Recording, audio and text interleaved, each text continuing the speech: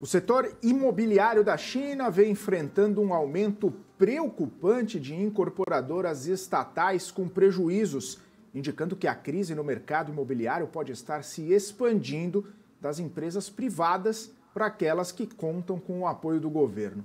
Entre as construtoras estatais listadas em Hong Kong e no continente asiático, 18 das 38 relataram perdas preliminares nos primeiros 6 meses do ano, numa comparação com 11 que tinham alertado sobre perdas em todo o ano de 2022. E a China suspendeu a divulgação de vários dados recentemente. A principal, o principal destes dados, que de fato já vem ali, com essa informação confirmada de que não terá ali então mais informação, na verdade não será mais divulgado, é sobre a taxa de desemprego juvenil, alegando a necessidade de revisar o método de avaliação. Essa decisão acaba refletindo a crescente restrição de informações que são confidenciais pelo país, especialmente quando não favorecem a sua economia. O governo chinês tem historicamente retido dados desfavoráveis, mas a mudança pública, ela levanta outros questionamentos, levanta questionamentos sobre a crise imobiliária e a estabilidade cambial. O presidente Xi Jinping também busca proteger dados que possam beneficiar os Estados Unidos. A retenção de informações, ela pode afetar a confiança dos investidores e a compreensão da situação econômica do país. Pois é, diante de todos esses movimentos lá do país asiático, inclusive despertando desconfiança dos investidores, o regulador de valores mobiliários da China anunciou uma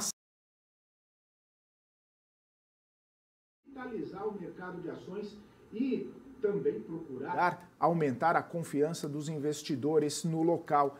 Essas medidas incluem cortes nos custos de negociação, apoio à recompra de ações, introdução de capital de longo prazo, além de incentivo ao desenvolvimento de fundos de ações.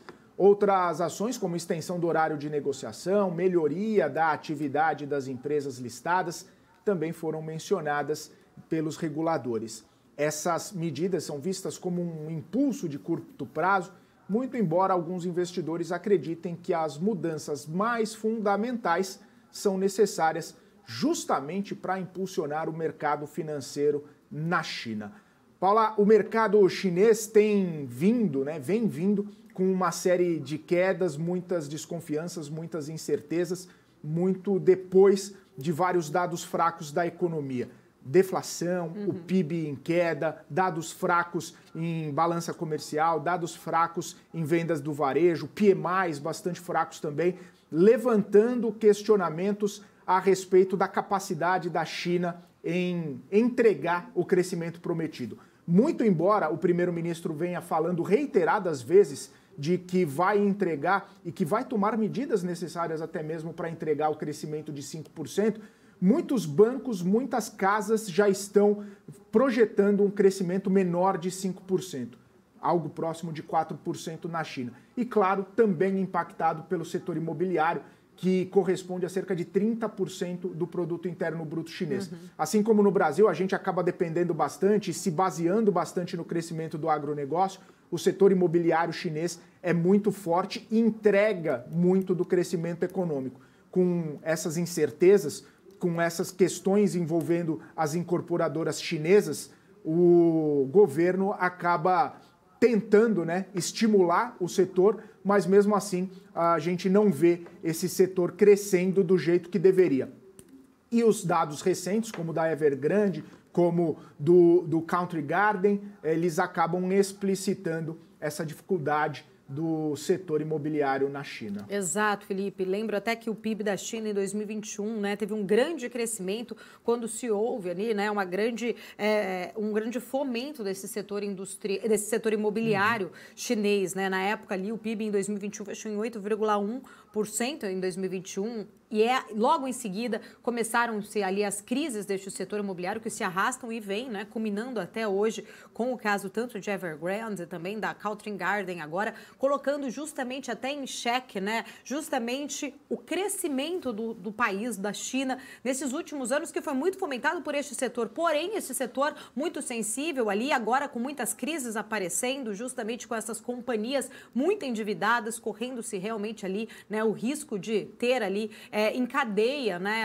respingar isso em cadeia em outras incorporadoras também, né, uma situação muito complicada na China por vários aspectos, né, aspectos econômicos principalmente, agora com essa projeção, a princípio 5% de crescimento chinês para este ano, já se começa a olhar ali para estes números como algo que talvez não venha a acontecer, né, que não se alcance efetivamente esse 5% de crescimento do PIB chinês para este ano. Isso por conta, né, deste cenário complicado e desafiador na China. A gente tem ali vários pontos que pesam bastante. Essa crise imobiliária, principalmente, isso afeta o setor também, né? Traz ali um risco para um setor bancário, principalmente. Tem uma crise interna chinesa, né, em relação a empregos também, né, Felipe? E a gente estava falando agora justamente sobre estes dados, ou melhor, sobre o não dado, né? Sobre a omissão destes dados de empregos juvenis ali, principalmente, porque, né, a gente sempre viu, e os dados chineses, eles sempre foram colocados em xeque por vários, né, especialistas mundo afora, principalmente justamente por não ter ali uma transparência em relação a esses dados. Agora, né, o dado que sempre foi escondido, de fato foi comunicado que não será anunciado. Para se melhorar uma metodologia ou não, mas o que a gente sabe que nos últimos dados, inclusive, de emprego na China, o número de desemprego entre os jovens era muito alto. A China ela tem passado por uma mudança até demográfica, né? Antigamente teve aquela política de ter um único filho na China e hoje, na verdade, a China está se tornando um país envelhecido, com menos produtividade, e isso pode impactar muito no crescimento da China para as próximas décadas, inclusive. Existe ali em algumas regiões, inclusive da China, onde já se tem um número maior de aposentados do que um número de pessoas ativas, e isso acaba impactando muito para os custos de se manter justamente estes aposentados, sem nenhuma perspectiva de fazer algum tipo de reforma previdenciária, por exemplo. Mas a China, ela tem aí situações muito delicadas para resolver, vamos dizer assim, em relação ao seu crescimento econômico, essa mudança comportamental também de um consumo interno menor, isso atingindo a balança comercial e atingindo outros países também, né? Escondendo cada vez mais os dados, colocando ali justamente um pouco mais em xeque a credibilidade, principalmente para investidores estrangeiros.